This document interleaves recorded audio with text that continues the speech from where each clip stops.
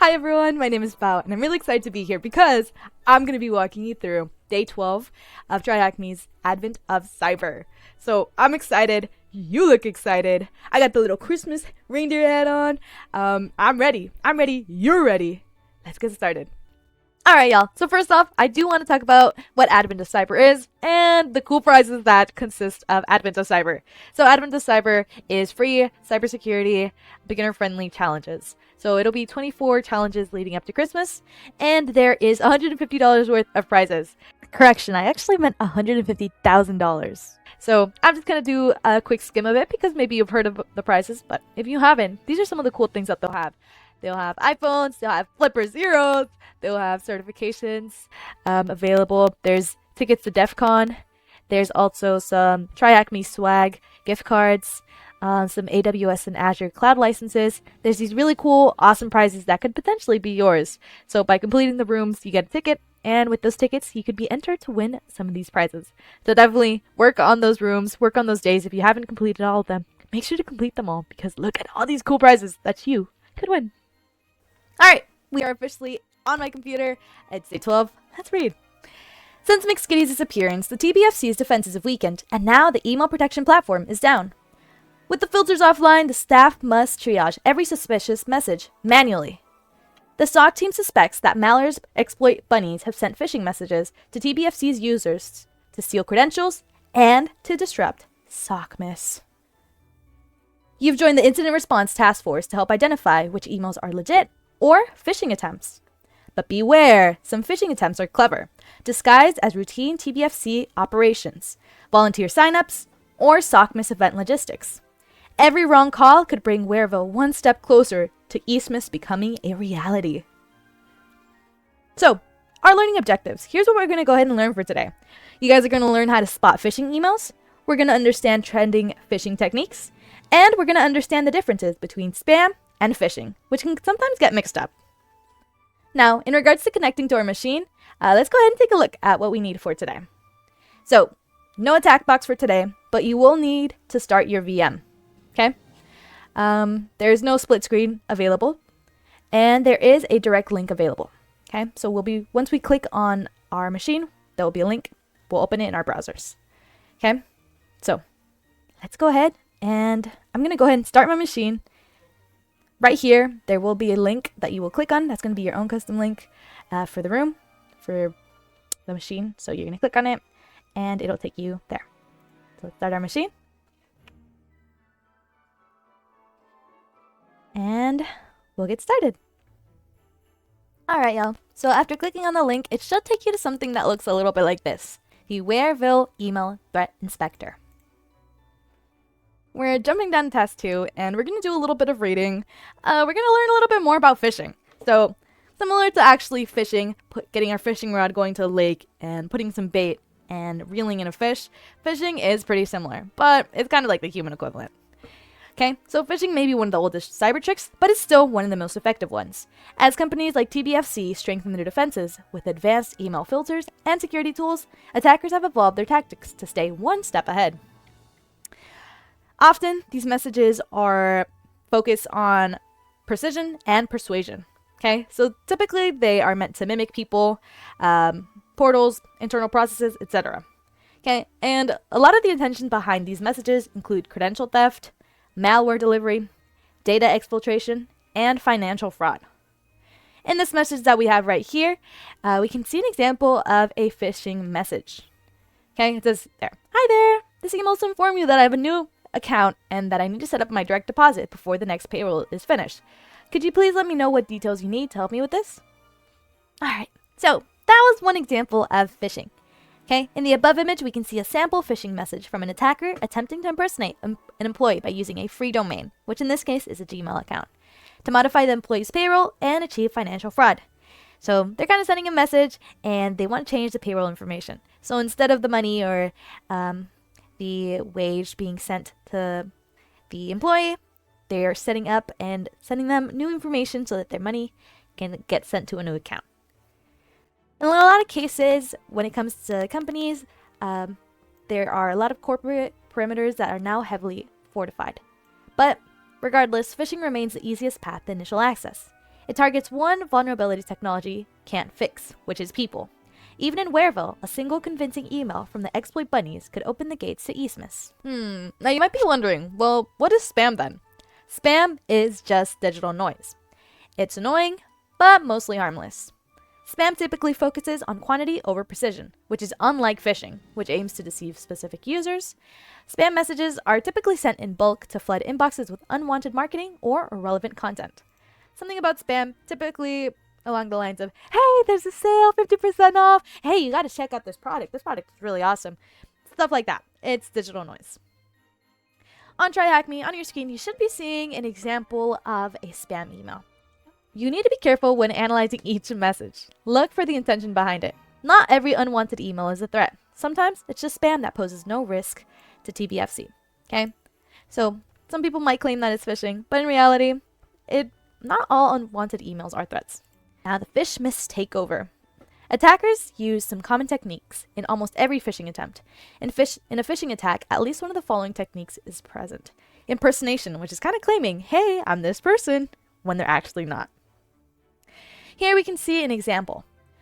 This is actually something that we're going to go ahead and go into our Wareville email threat inspector for. So on our screen, it says here to take a look for the urgent McSkitty VPN access for incident response. And we have to take a look at the from message. So let's go over here. All right. So after I've clicked on this email, we can see who it's from, McSkitty. But it's not coming from McSkitty's professional account. It's coming from a free domain account. We have here McSkitty y202512@gmail.com. Team, McSkitty here. I'm currently unreachable by phone. We have an ongoing incident and need the blue team to get remote access now to investigate. Please create a new VPN access for me immediately. Send me the access to my personal email address. Okay, so let's take a look here. First thing that's kind of off is the email address. Okay, it's coming from their own personal account. Okay, additionally, it says here, I'm unreachable by phone. Okay, so that's another thing that maybe we'll take a look at. Additionally, it says here, please create a new VPN access for me immediately. We get that little sense of urgency, right? And it says to send the access to my personal email address. So that's a little bit suspicious if you ask me. Here's some examples. That's an example of impersonation. Okay, someone's impersonating to be McSkitty. Additionally, we're going to go ahead and look into a case of social engineering. Okay, so we saw some impersonation, it's a type of social engineering. We got that sense of urgency, right? Right, it was urgent, immediate. I need that access right now. Okay, we got that access. We got that urgency right there. Additionally, side channel as well. So instead of contacting McSkitty through their, business or company account, they're sending it from their personal email address. And they said that they're not reachable by phone. Okay, so that's a side channel. They want us to avoid actually contacting McSkitty and being like, hey McSkitty, is this you? All right, are you sure this is you? Okay, so don't reach me by my phone. That's using a side channel right there. Additionally, there is malicious intention. The attacker is trying to trick the user into giving VPN credentials. They also try to ask for approval of payments, opening malware, or sharing sensitive data. Okay, they can also do that. So, typo squatting is essentially when an attacker registers a common misspelling of an organization's domain. For example, instead of GitHub, it is glthub.com. Okay, sometimes people might confuse those I's and lowercase l. Okay, sometimes we can get a little confused there. So over here we have some examples. From google.com, we can change one of those O's to a U. We got GitHub, we can change it into a L, lowercase l. We have Amazon, we can do a little misspelling right there. Okay, so those are all examples of typos. Additionally, another type of typo squatting here is we have an example of victoriasecret.com, changing it into victoriasecret.com. So instead of victoriassecret.com, we got victoriasecrets.com. So we're missing that S. From Home Depot, we are reversing those letters, and it is homedepot.com. I don't know about you guys, but sometimes when I'm clacketing on my keyboard, I'd be switching up those letters. So that's definitely an example of some typo squatting. On the other hand, we have Punycode, which is a special encoding system that converts Unicode, used in writing systems like Chinese, Cyrillic, Arabic, Latin, etc., into ASCII. So here we have some examples. They tried spelling out tryhackme.com, but instead we are using Cyrillic characters. So we have here try, which we are using a Cyrillic T, Cyrillic R, and Cyrillic Y. But we're using different characters from different languages, which is very, very intricate. Now, let's open up the email with the subject TBFC IT shared, which is called Christmas Laptop Upgrade Agreement with you. So let's go over here. All right. If we take a look over here, we can see we have an email. That looks pretty legit. But if you take a closer look, you see that F right there? That F, it doesn't look like the F that we got right here, right? If we pay attention to the sender of this message, we can identify a Latin letter F instead of a normal F. Now, an easy way to identify puny codes is by looking at the field return path in the email headers. We can actually take a look at the headers. So let's take a look real quick. We can see here, this is where it's coming from, where it's coming to. And if we take a closer look, we should be able to see something right here. So puny code, it does translate, and it translated to something else right here. So originally it says that it'll go to tbfc.com, but after it's been translated, we can see that it turns into this big blob of text right here. Spoofing is another way that attackers can trick users into thinking that they're receiving emails from a legitimate domain. We can see here, open the email subject, new audio message from McSkitty. And we're going to go ahead and take a look at the from field. You can see here, that looks like a pretty legit email, I won't lie. But if we look at the headers that we have down here, we can see that it failed a lot of the authentication results. So we have here an SPF fail. It also failed the DKIM. Additionally, we also have a DMARC right here that also failed. SPF says which servers are allowed to send emails for a domain, so a list of approved senders. Now, what's DKIM? A DKIM adds a signature, a digital signature, to prove the message wasn't changed and that it really came from the domain. And we have DMARC, which uses SPF and DKIM to decide what to do if something looks fake. So the DMARC is just kind of a combination of both those two. If it recognizes that it fails both of them, then it's kind of like, oh, hey guys, it kind of looks a little suspicious. If we actually look at if we look down here, the return path seems like it's going to be redirected to this email address that we have here. We have thxwsedr@easterbb.com. Another thing is malicious attachments. The most classic way of phishing is attaching malicious files to an email. Usually, these attachments are sent using some sort of social engineering technique in the body. Over here, we can see that there is a new voice message from McSkitty. Typically, voice messages are sent in maybe a .mp3 file or maybe a .wav file, but in this case, it was sent as an HTML file. Kind of off right there. Malicious attachments have multiple goals. Once opened, these files can install malware, steal passwords, or give attackers access to device or network.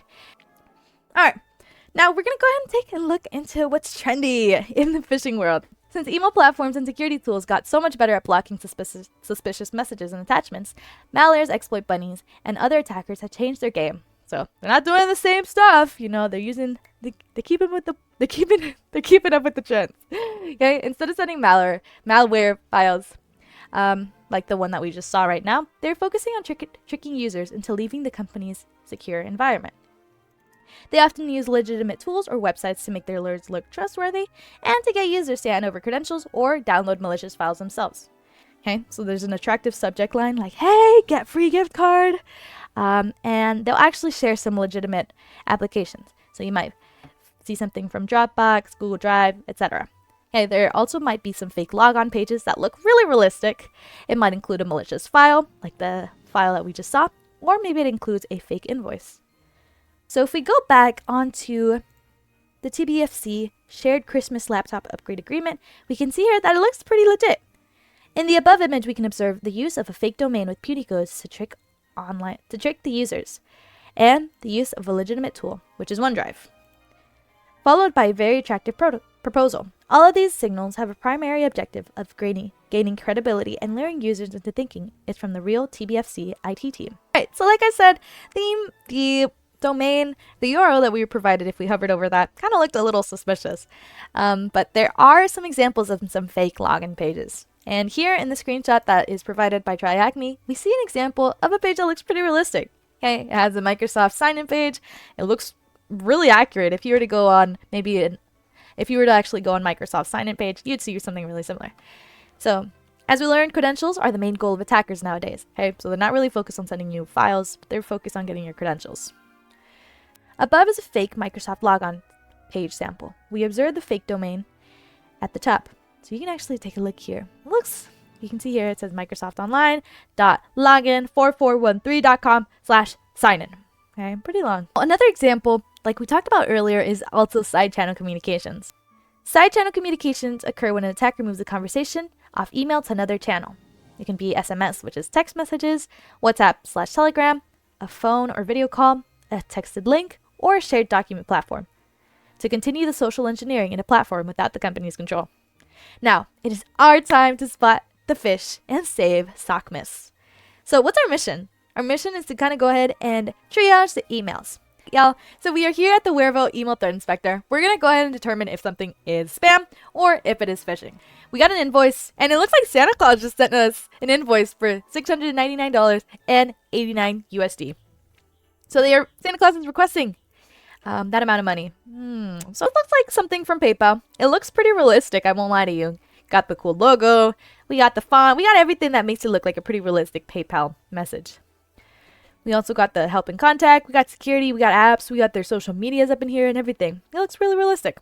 And the first thing that I'm going to jump and look into is the authentication results. So the SPF, it looks like it failed it. Additionally, we also have a fail from DKIM. And we have a fail DMARC as well. But if we look at the return path, we have here that it bounces. We have here the email address bounces plus SRS equals QVBIC equals PZ at bb378.onmicrosoft.com. So it's not really actually going to PayPal, but rather it's going to a bad bunny. Go ahead and scroll down, and we're going to choose classification. I personally think it's a phishing email just based on the fact that it failed not only the SPF, but the DKIM and the DMARC. And we also have down here the return path, which is a email address that might belong to one of the bad bunnies. So I'm going to go ahead and classify it as phishing. We do have to select 3 of the phishing signals. So there's impersonation, typo squatting, external sender domain, spoofing, social engineering text, sense of urgency, fake invoice, malicious attachment, fake login page, or side channel communications. So we do see some spoofing. Okay, so definitely some spoofing there, right? Additionally, there is that sense of urgency, oh, Santa Claus is charging us $699.89. We probably got to get that paid pretty quickly. So additionally, it is a fake invoice, as can be seen here. Invoice details. So we know it's an invoice, and it's a fake invoice. So we're going to go ahead and select those 3. So spoofing, sense of urgency, and fake invoice. And boom, we got the first flag right here. So you guys can go ahead and copy that flag. And we're going to go ahead and submit it. Paste. And check. Boom. Now let's go ahead and move to the second email. So to get to the second email, we'll scroll up here, and here is the audio message from McSkitty. So this is one of the emails that we were looking at earlier today. So we have a McSkitty missed call notifier. So this is from calls@tbfc.com to Taryn. We have a new voice message from McSkitty. So we can see here we have a fake attachment, a malicious attachment, if you will, which is an HTML file. Okay, so it looks like the email address looks pretty genuine. I won't lie to you there. But let's go ahead and take a look at some other stuff. Let's look at the authentication results. We can see here that it fails the SPF. Additionally, it also fails the DKIM right here. So signature was not verified. And we also failed the DMARC. So that's another sign right there. If we go all the way down, we can see that the sender is calls@tbfc.com. But we can also scroll down a little bit more and see that the return path is also something different. Okay, so it says here easterbb.com. Kind of made it a little obvious, Easter bunnies. But I don't know about you guys, but those red flags just automatically make me think that it's a phishing email. Let's take a quick look at all the options again. Impersonation, typo squatting, external sender domain, spoofing, social engineering text, sense of urgency, fake invoice, malicious attachment, fake login page, and side channel communication attempt. So let's think about it. we got some spoofing again. We also have a malicious attachment. And let's see what else there is. I think this is also some impersonation. Okay, they're pretending to be McSkitty. So I'm going to go ahead and select impersonation, spoofing, and malicious attachment. And boom shakalaka. We have our second flag. Back onto TryHackMe, and we will submit our flag right here. High five right there, y'all. Alright, so let's move into our third email for today. Alright, y'all, so we are on the third email address. This is the McSkitty VPN access one. Some of the things that I'm saying here is definitely someone trying to impersonate McSkitty. Okay, so we got a personal email address from McSkitty. Additionally, I also see a sense of urgency. Okay, it says here, please create a new VPN access for me immediately. So definitely we got that sense of urgency right there with the word immediately. We got some impersonation, and I feel like this may be a case of social engineering. So they're trying to get us to send over some information.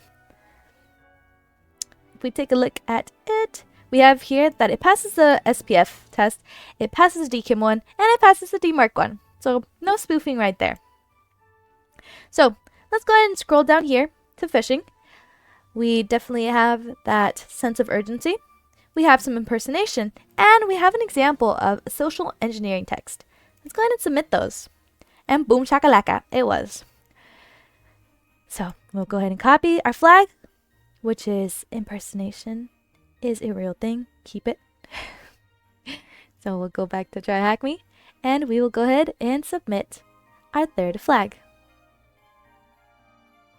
Right there. And check it. Nice.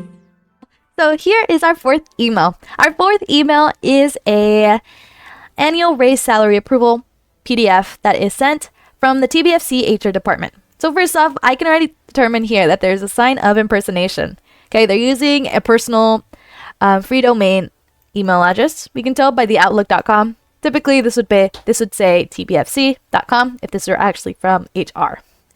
So impersonation right there. If we hover over this link, this looks like a pretty realistic Dropbox link.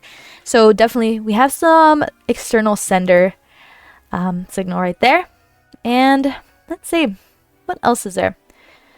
So annual salary raise. So okay, there's that. The no reply. If we look at the email address up here, it looks like it's actually from Dropbox. Okay, so we have no reply at dropbox.com. So let's see what the headers say though. We have here SPF, it passes SPF, it passes the DKIM, and it passes the DMARC as well. But if we take a look here, it says here reply to hr.tbfc@outlook.com, and we have this return path right here. We also got a bunch of different links here. So not too sure what all of those are about, but from all the other signs, I'm going to mark this as phishing.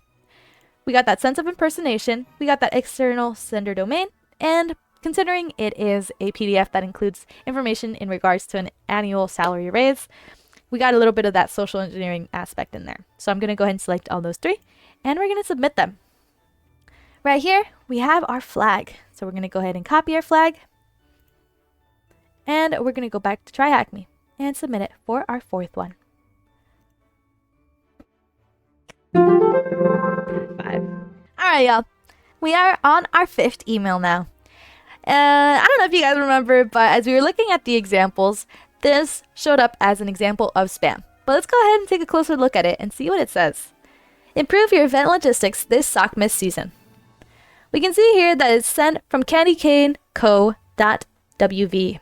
Okay, so this is from Laura, the Event Solutions Advisor. Okay, it's not sending us any links, it's not attaching any files, but it says here, I hope this message finds you well during this busy SOCMIS season. We understand how challenging it can be to manage large-scale festive events, endless volunteer coordination, constant distribution, and late-night preparation. Our Candy Cane Co. logistics platform was designed to simplify those processes and reduce workload for event managers across Warevout. It lists off some ways that they help out. So it says here, it's from Laura, and they're really not asking us to click on anything, but they are asking us, they are kind of inviting us to kind of communicate with them if we need any assistance. So look forward to hearing from you. So we can definitely shoot Lauren a message if we need to. But I feel like this is definitely going to be under spam. So it might be just a message that Laura sends out to everyone that works in the industry of, event managing. So just to kind of make sure, I'm going to go ahead and look at the authentication results. It passes SPF, it passes DKIM, and it passes the DMARC as well. So I just think this is spam. Laura just probably sends this same email to 200 other people. I think it's just spam. So let's mark it as spam. So once we click on that, we'll go ahead and get our flag, copy it, and let's submit it.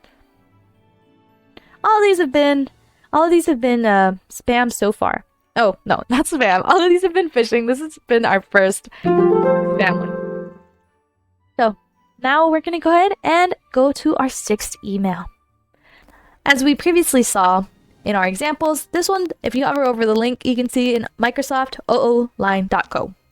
So we have here also some typo squatting, right? The F, pretty different. Though everything else looks the same, but that little F is throwing us off. So we have that. We have a fake website as well. No attachments were found.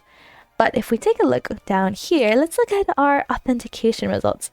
It passes SPF, it passes DKIM, and does it pass the DMARC as well? Let's see. DMARC equals none. Okay. So if we look at the return path after the email address is translated, it turns into this xntbcn5a.com. So I'm gonna mark this as phishing. Let's see. We got that typo squatting there. We also have, let's see, Christmas laptop agreement, update agreement. So there's no malicious attachment. Don't confuse it. This is a link. So there's that. We have an example of a social engineering text because, who doesn't want a laptop upgrade? And let's see. This is definitely impersonation as well. So it's the IT team that is sending it to us. So I'm going to put impersonation, typo squatting, and a social engineering text. So, ba-ching! It was that. We're going to go ahead and copy that. And we're going to go ahead and submit it here. And one last thing, if you guys also enjoyed today's room, you guys can also explore the phishing analysis tool room in detail. By clicking on this link, you guys can go ahead and check it out. But once you're done, we'll hit that click. If you guys... Whoa, okay. So, if you guys enjoyed that, there are some other rooms that you guys can check. I think it was a phishing analysis or a phishing room that's available through TryHackMe. So feel free to check it out as well. But that is all for today, my awesome people. I hope you guys have a fantastic day. Feel free to like and subscribe. And yeah, have a good one, y'all. Bye.